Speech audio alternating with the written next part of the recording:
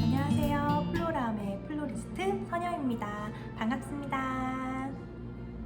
네, 제가 오랜만에 영상을 다시 찍어요. 지난번에 창업 스토리를 찍고 나서 좀 계속 찍어야지 다른 정보도 드려야지 했는데 어떤 정보를 어떻게 드릴지 되게 고민하다가 이번에는 제가 꽃집을 차리기 전에 무엇을 배웠고 어떤 경력이 있는지 한번 말씀드리려고 해요. 지난번에 제 영상을 보시고 자기도 꽃집을 되게 차리고 싶은데 어떤 경력을 혹시 가지고 계시는지, 꽃집 차리기 전에 무엇을 하셨는지라고 물어보시는 분이 계셨어요. 근데 생각을 해보니까 제 영상을 보시는 분들이 대부분 어쨌든 꽃에 관심이 있거나 꽃을 배우고 있거나 꽃집 창업을 하시려는 분들이시잖아요. 그래서 저도 그랬듯이 굉장히 꽃집을 창업하기 전에 어떤 과정을 거쳤는지 궁금하실 것 같아요. 그래서 제 이야기를 한번 들려드리고자 합니다. 일단 제가 꽃집을 창업하기 전에 배웠던 거를 순서대로 말씀을 드릴게요. 저는 첫 번째로 배운 게 화훼장식 기능사였어요. 보통 화훼장식 기능사 지금 준비하시는 분들이 아시다시피 굉장히 재미있는 수업은 아니잖아요. 시험을 위해서 반복적으로 배우는 수업이기 때문에 처음에 화훼장식 기능사를 신청했던 건 그런 수업인지 모르고 신청을 했어요. 어떻게 된 거냐, 제가 그때 육아휴직 중이었던 것 같아요. 기억이 가물가물한데 육아휴직 중에 내일 배움 카드가 있었어요. 그래서 애기를 이제 어린이집을 보내고 나니까 시간이 여유가 조금 생긴 거죠. 그래서 내일 배움 카드로 뭘 배워볼까 고민하다가 사이트 들어가 찾아보니까 화훼장식 기능사? 뭔가 되게 전문적으로 보이잖아요. 그래서 자격증이라도 따보자, 쉴 때 뭐라도 따보자 해가지고 저는 화훼장식 기능사를 배우러 간 거죠. 근데 시장을 다니면서 조금 꽃 사는 재미를 제가 본 거죠. 그래서 이제 사실 어떤 특정한 이 길로 내가 가야겠다, 꽃길로 내가 직업을 가져야겠다는 생각이 그때는 없었는데 되게 열심히 했던 것 같아요. 새벽에 나와가지고 장 봐서 애기 일어나기 전에 왔다가 등원시키고 연습하고 막 그랬거든요. 그래서 시험을 봤죠. 그래서 다행히 정말 다행히 한 번에 합격을 했어요. 이제 그러고 나서 기능사를 땄는데 제가 두 번째로 한 걸 설명드릴게요. 시험 결과까지 다 보고 나서 고민을 했어요. 조금 더 배워볼까 막 알아보다가, 그런데 제가 어떤 분이 자기 꽃일을 하기 전에, 꽃 가게를 열기 전에 온라인으로 먼저 창업을 했었는데 그때 자기가 프리저브드나 가공화를 배워서 그 상품을 온라인에 올렸는데 의외로 그게 잘 됐다. 그래서 자기는 이 일을 하게 되었다라는 영상을 봤었어요. 근데 딱 생각이 들었던 게 그래, 나도 가공화를 좀 배워볼까 라는 생각이 들었던 계기가, 만약에 저도 이제 온라인으로 뭔가를 먼저 해본다고 가정을 했을 때 생활을 할 수 있기에는 그 생은 언젠가 시들고 버려지는 소재라서 재고에 대한 부담감이 있고 리스크를 안고 가야 되는 점이 있잖아요. 근데 가공화를 배우면 내가 조금 더 재고에 대한 압박감이나 그런 게 덜하겠다 생각을 저도 이제 한 거예요. 왜냐면 가공화는 만들어 놓고 상품을 찍고 온라인몰에 올렸을 때 이게 지금 당장에 안 팔려도 언젠간 팔리면 그 상품을 보내드리면 되는 거니까. 그래서 가공화를 먼저 배워볼까 싶었어요. 그래서 제가 두 번째로 들은 수업은 가공화 취창업 반이었어요. 제가 직접 열심히 찾아가지고 그 수업을 하는 학원을 찾아서 들었고 국비 지원이었어요. 근데 이 수업이 한 3개월 여정이었는데 반은 생화, 반은 가공화 이렇게 반반 나뉜 수업이라서 생화도 맞았거든요. 그게 조금 좋았던 것 같아요. 그래서 제가 그때 프리저브드를 배우게 됐죠. 프리저브드도 굉장히 매력적이고 너무 재밌었어요, 수업이. 그때 그 수업이 되게 도움이 됐던 이유가, 제가 그때 구상도 같은 것도 되게 그리는 연습을 하고 또 하나하나 손작업하고 뭐 리스나 이런 거 다 만들었거든요. 그래서 이게 손 기술이 굉장히 많이 느는 거예요. 저는 화해장식 기능사 할 때도 일과제 구조물 만드는 게 더 재밌었거든요. 훨씬 어렵지만. 그래서 저는 그런 구조물 만들고 손으로 이렇게 만지는 걸 좀 좋아하는 적성이었던 거죠. 그래서 가공화 수업을 듣고 그때 이제 협회에서 그 수업을 들으면 자격증을 시험을 볼 수 있는 뭐라 그러죠? 권한을 줘요. 그러니까 그 수업을 들은 사람들은 그 학원에서 진행하는 프리저브드 2급 자격증 시험을 볼 수 있다 이런 게 있었거든요, 조건이. 그래서 저는 그 수업을 듣고 따로 돈을 내서 어쨌든 저는 약간 그런 성격인 것 같아요. 뭘 배웠으면 남길 수 있는 게 있다면 남기자라고 생각했거든요. 그래서 저는 그때 수업을 끝나고 협회에 신청을 해서 프리저브드 2급 자격증을 땄어요. 그런데 하나 말씀을 드려야 되는 게 사실 지금 저희 매장에 프리저브드 상품을 판매하고 있지는 않습니다. 프리저브드가 생각보다 거의 2배 비싸요, 단가가. 근데 이제 프리저브드에 대한 가치를 알고 오시는 손님보다 프리저브드에 대한 가치를 전혀 모르시는 고객분들이 훨씬 많거든요. 이게 프리저브드 상품을 만든다면 조그마한 것도 단가가 올라갈 수밖에 없잖아요. 일반 꽃집에 갔을 때 조그마한 프리저브드 다발이 정말 한 요만한 주먹만한 프리저브드 다발이 2만 원 훌쩍 넘는 경우도 많아요. 근데 그게 이해가 안 되실 수도 있지만 사실 그렇게 판매해야 되는 가격인 거죠, 프리저브드는. 그래서 저는 제 매장을 운영할 때 일단은 시즌을 제외하고는 프리저브드 상품을 놓지 않고 있어요. 왜냐면 그 가격을 이해하고 사시는 고객님들이 많지 않을 것 같다는 저의 생각으로 인해서 지금 그렇게 프리저브드에 대한 상품을 만들어 놓고 있지는 않습니다. 근데 이제 시즌이 되면 당연히 프리저브드와 비누꽃 상품을 하겠죠? 왜냐면 미리 만들어 놓고 해야 되는 것들이 있으니까.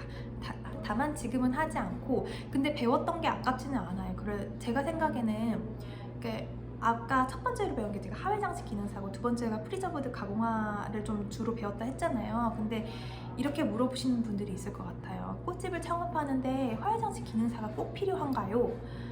이렇게 물어보시거나 혹은 제가 배웠던 프리저브드를 꼭 배워야 하나요? 라고 물어보신다면 저는 일단 첫 번째, 화해장식 기능사를 꼭 따야 하나요? 라고 했을 때 꼭 따야 하진 않습니다 라고 대답을 할 수는 있어요. 왜냐면 거기서 배웠던 것들이 샵에서 실제로 나간 작품이랑 상품들이랑 전혀 관련이 없기 때문에.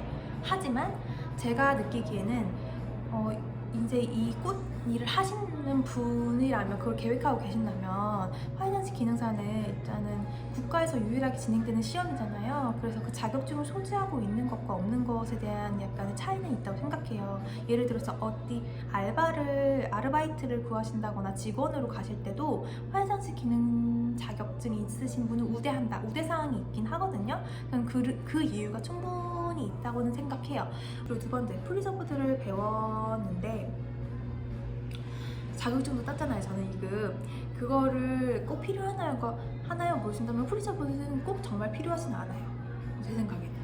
프리저브드는 매장에 놓으시려면은 예를 들어 시즌에 그래서 생활을 계속 만들고 있을 수는 없잖아요. 시간적인 여유도 없을 테고. 근데 그럴 때 이제 비누꽃과 프리저브드 상품을 놓으시는 것도 방법이긴 한데, 프리저브드를 몰라도 완제품을 파는 곳이 많아요. 프리저브드를 하나하나 만드는 손작업에 시간이 되게 많이 들기 때문에 완제품을 사셔서 매장에 놓으시는 것도 방법이다. 그래서 프리저브드를 굳이 배우지는 않으셔도 될 것 같아요. 그리고 세 번째를 배운 건 이제 이 수업을 듣고 나서 생화를 제가 조금 앞서 들었던 수업이 생화 반, 가공화 반이었다면 이제 좀 생화만을 배우고 싶다라는 또 욕심이 생긴 거죠. 왜냐면 실제로 플라워샵에서는 꽃다발, 꽃바구니가 제일 많이 나가는데 앞선 수업에서 그거를 만들긴 했어요. 근데 많이 접하지 못했던 거죠. 근데 꽃다발이 제일 어려웠던 거예요. 지금도 꽃다발이 제일 어려워요. 그래서 내가 이 일을 하려면 사람들이 가장 보편적으로 생각하는 꽃상품은 꽃다발인데 꽃다발은 잘 만들어야 되지 않을까. 그리고 전반적으로 여기 가게에서 파는 상품들 한번 쭉 배우는 것도 좋겠다라는 생각이 들어서 일반적으로 제일 많이 들으시는 플라워샵 칩 창업반 제작반이라는 수업이죠. 플라워숍 상품 제작반 이렇게도 나오기도 하는데 저도 그 수업을 들었어요. 이 수업도 거의 엄청 길었어요.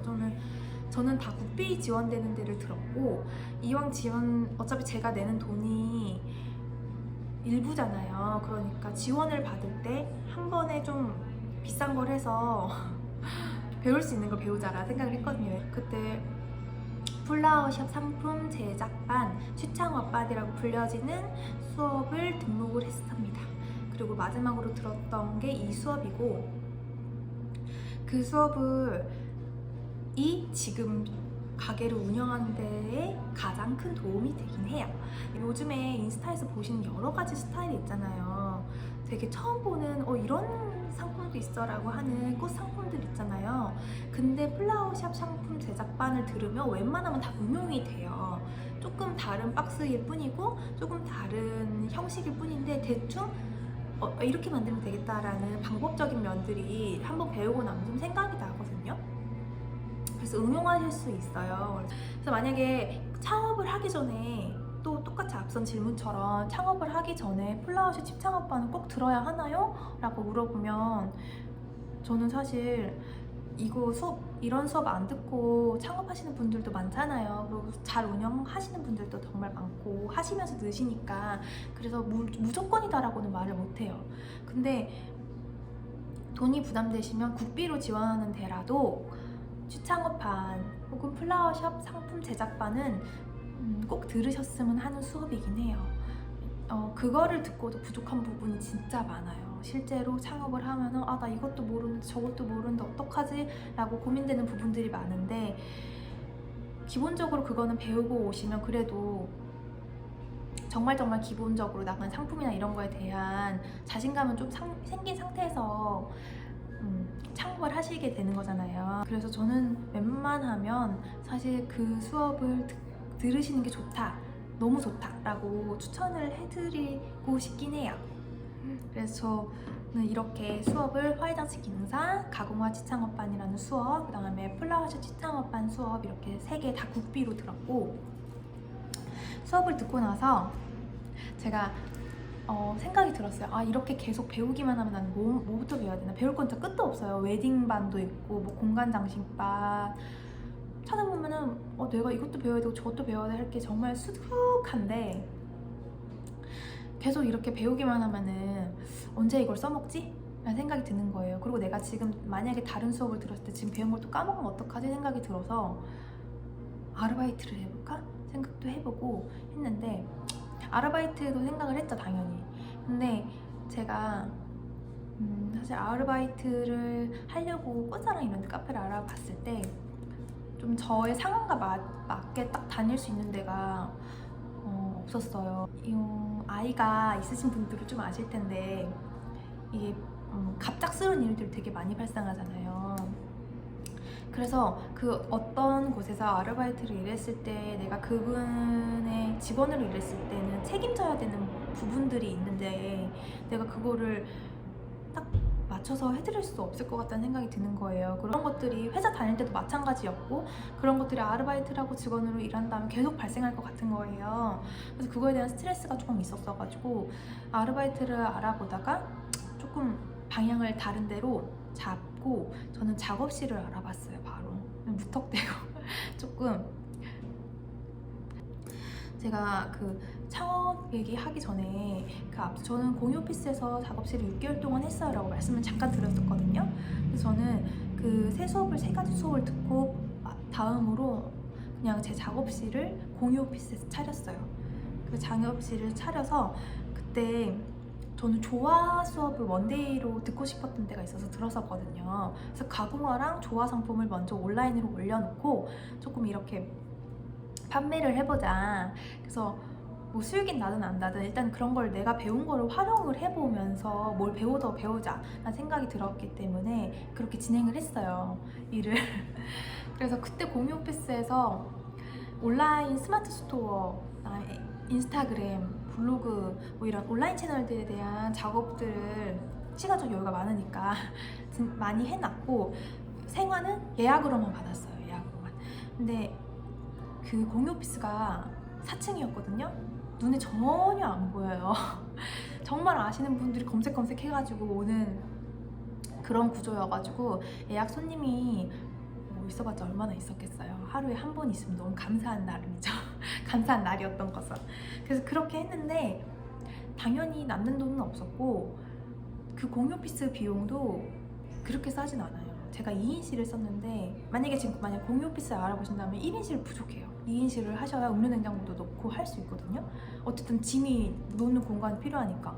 그래서 2인실을 썼고 했는데 한 달에 60이었어요.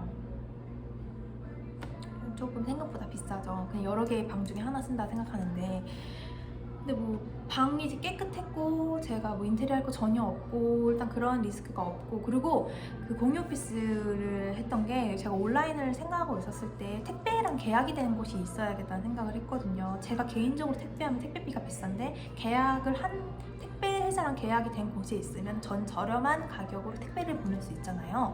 그리고 거기에 송장 프린터도 있으니까 프린터 살 필요 없고 그런 점들이 너무 좋아가지고 공유 오피스에서 시작을 했습니다.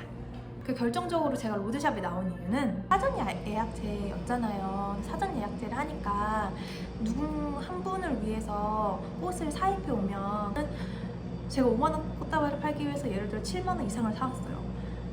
그러면 나머지 소재들은 소진을 시켜야 되는데 소진이 안 되는 거예요. 처음에는 내가 여기서 연습을 해야 되는 거니까 괜찮아 하면서 정말 많이 계속 손해를 보면서 했거든요. 근데 이것도 계속 되니까 힘들잖아요. 돈은 자꾸 자금은 줄어들고 그래서 조금 결정을 할 시기가 왔다고 생각을 해서 그때 이제 저기 눈에 보인 네가 연습을 좀 했으니까 나가보자 해서 가게를 오픈을 알아보려고 했죠. 그래서 저는 이렇게 수업을 듣고 작업실을 운영하고 있다가 드디어 로드샵 창업을 하게 되었습니다. 제 얘기는 제 경력이라고 해야 되나요? 제 경험은 여기까지고요. 저는 사실 어디 다른 샵에서 아르바이트나 직원으로 일한 적은 없어요. 그래서 사실 지금 매장 개업하고 매장 운영하면서 그 힘든 점이 많은 것 같아요. 그런 경력이 있으면 도움이 많이 됐을 텐데 확실히 힘든 점이 많고 애로사항도 많은 것 같아요. 왜냐면 가게를 운영하는 데 필요한 정보들이 많이 알지 못하고 있더라고요. 제가 그래서 가게를 운영하시는 분들 참 대단하신 것 같고 그리고 플로리스트 분들 진짜 부지런하세요. 왜냐면 시즌 준비를 하시면 시즌에 앞서서 샘플 작업 다 하시고 업데이트를 하고 알려드려야 되잖아요. 그런 것들이 진짜 힘들더라고요. 왜냐면 개인 1인 꽃집은 1인 운영사비 많잖아요.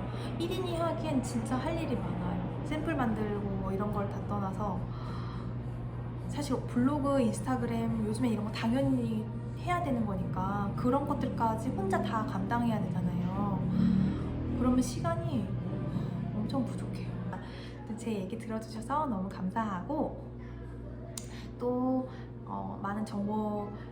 제가 많은 정보를 갖고 있지는 않지만 제가 경험했던 것들을 솔직하게 털어놓는 수다스러운 주저리한 이런 영상들을 다음에 또 올리도록 하겠습니다. 감사합니다.